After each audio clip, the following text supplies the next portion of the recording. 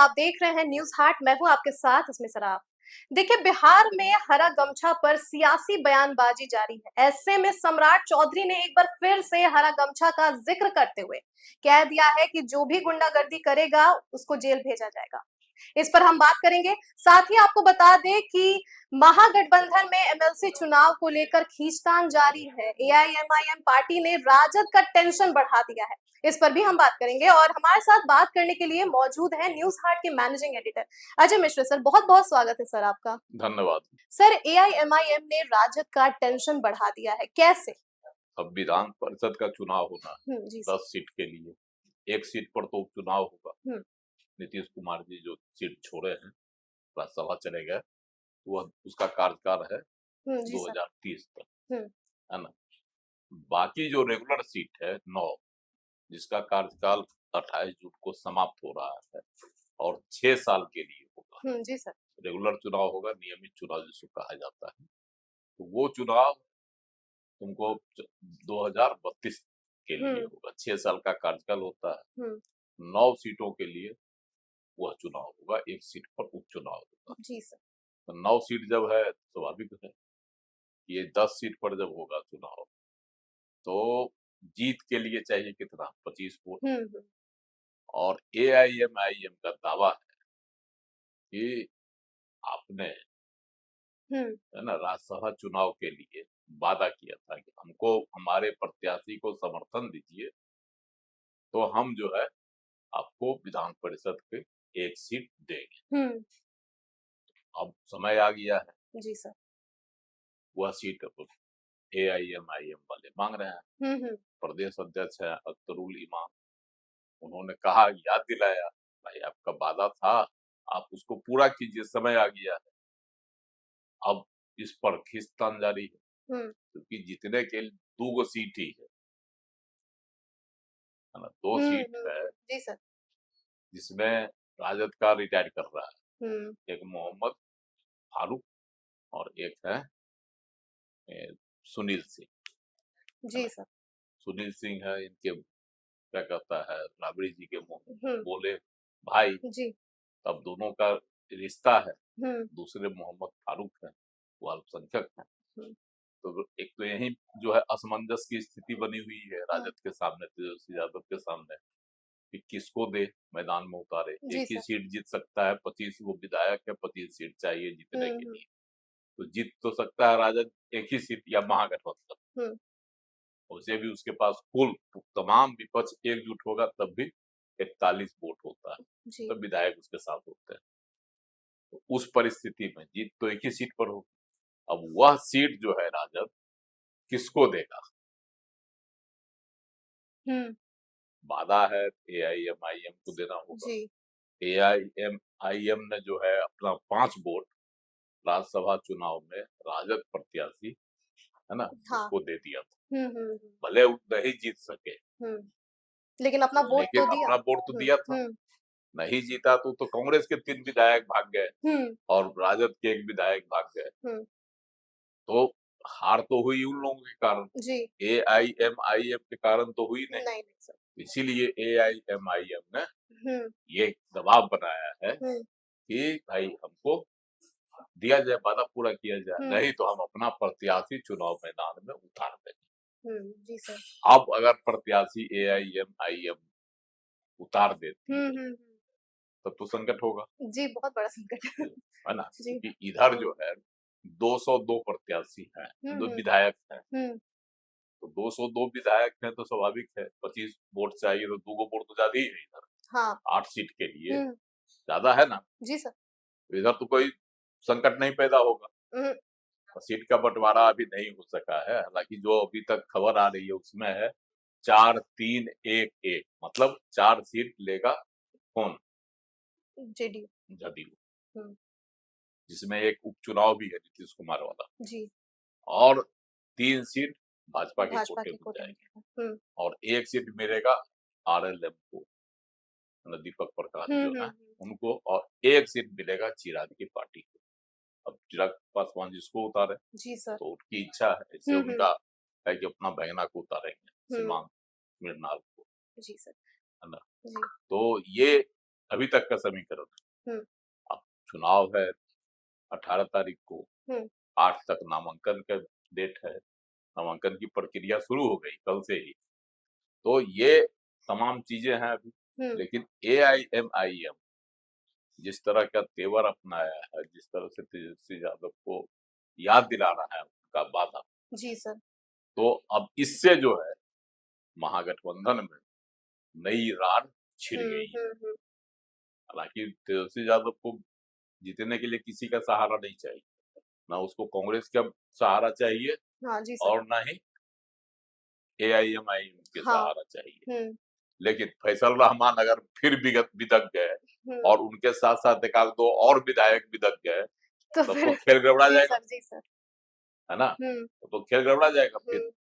उस परिस्थिति में तो फिर कहीं ऐसा नहीं कि जो दावा कर रहा है एनडीए वाला कि हम 9 सीट जीतेंगे, जैसे राज्यसभा चुनाव में कह रहा था कि हम 5 सीट जीतेंगे, है ना?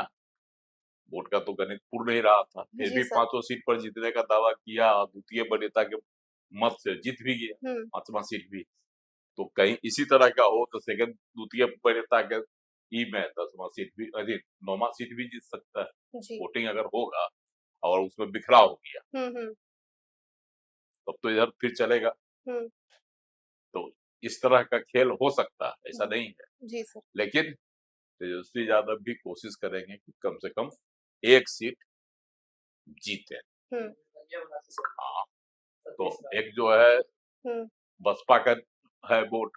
जी सर, देखिए ऐसी परिस्थिति में अगर खरीद फरोख्त की बातें होगी, चाहे जो है जिस तरह से राज्यसभा चुनाव में हुआ कि नहीं हुआ या नहीं कहा जा सकता, लेकिन आरोप विपक्ष ने लगाया कि 4 विधायक जो हमारे भागे महागठबंधन के, उसके पीछे की कहानी यही बता रहे थे वो लोग। तो वह खेला इसमें भी हो सकता है, जी सर, वोट के लिए कुछ विधायक जो है उधर असंतुष्ट होंगे, उनको इधर लाया जा सकता है, लेकिन इसकी संभावना कम ही है। शक्ति यादव है प्रवक्ता राजद के, उन्होंने क्या कहा कि एक सीट तो हम हर हाल में राजद ही अपना कैंडिडेट देगा, चाहे जो कैंडिडेट हो। कैंडिडेट का नाम उन्होंने नहीं बताया, लेकिन कहा कि एक सीट राजद ही, पर अब राजद ही अपना एक सीट पर अपना प्रत्याशी उतारेगा राजद। जी सर। तो उस परिस्थिति में स्वाभाविक है कि AIMIM को नहीं मिलेगा। अब अख्तरुल ईमान जो है अपना प्रत्याशी देते हैं AIMIM वाले, लेकिन 5 ही वोट है, 5 वोट वो हुआ। अब कांग्रेस का चूंकि गठबंधन है पहले से इसके साथ, राजद के साथ, तो कांग्रेस के विधायक नहीं इधर भागे, भागना नहीं चाहिए। ऐसे कांग्रेस बहुत जगह भाग भी गई है अभी।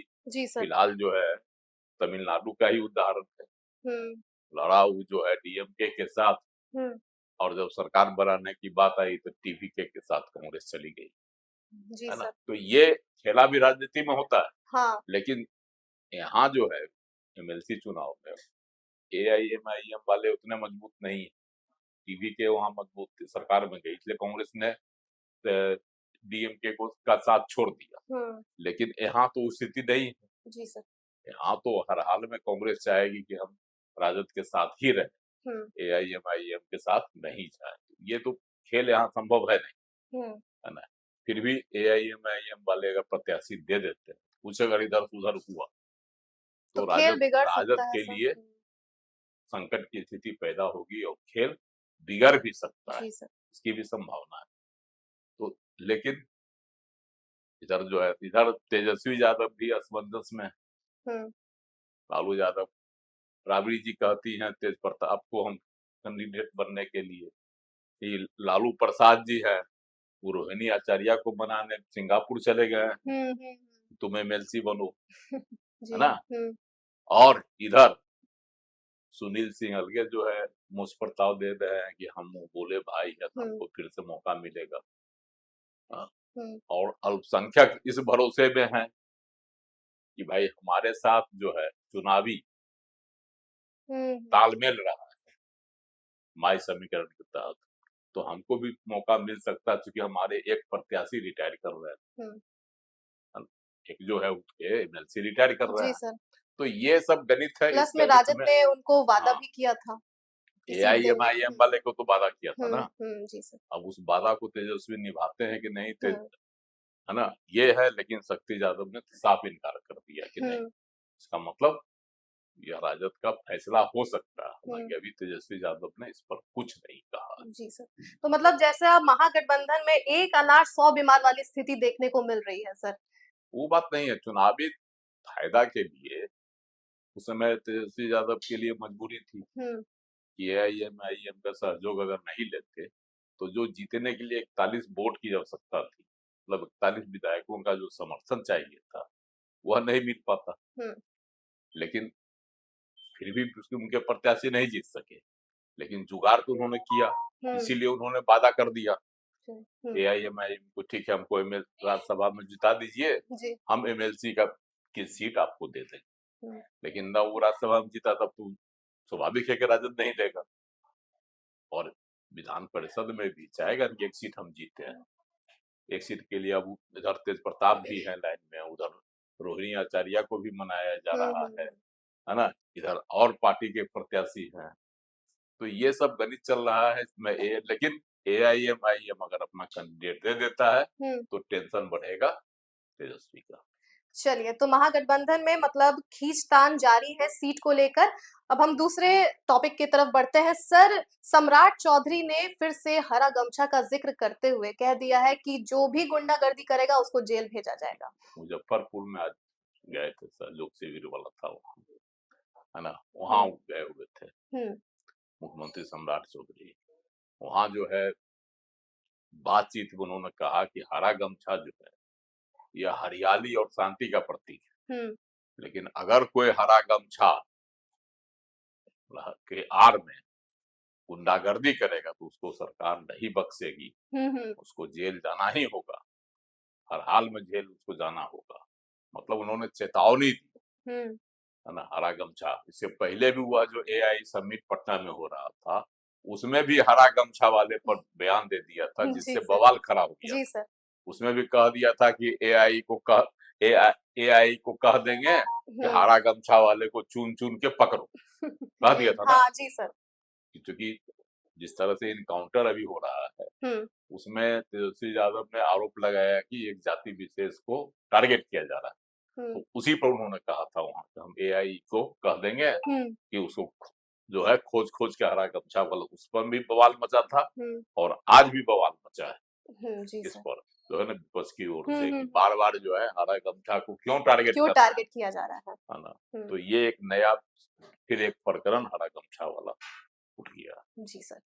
तो आप समझ ही गए होंगे कि एआईएमआईएम ने किस तरीके से राजद का टेंशन बढ़ा दिया है। साथ ही सम्राट चौधरी जो बार बार ये बयान दे रहे हैं कि हरा गमछा वाले गुंडागर्दी अगर करते हैं तो उनको जेल भेजा जाएगा, इस पर भी हमने बात की है। तो फिलहाल के लिए बस इतना ही। आप देखते रहिए न्यूज़ हाट। धन्यवाद।